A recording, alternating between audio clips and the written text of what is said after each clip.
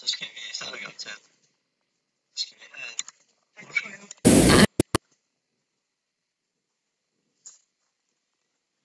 Nej, den duede heller ikke. Kirsten, prøv at spørge Gert om, hvad hans far laver. Gert, hvad laver din far? Hvad? Hvad laver din far?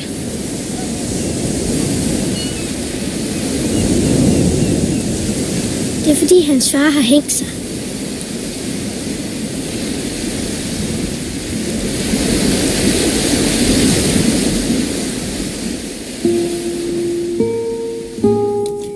Du skal altså spise lidt, ikke?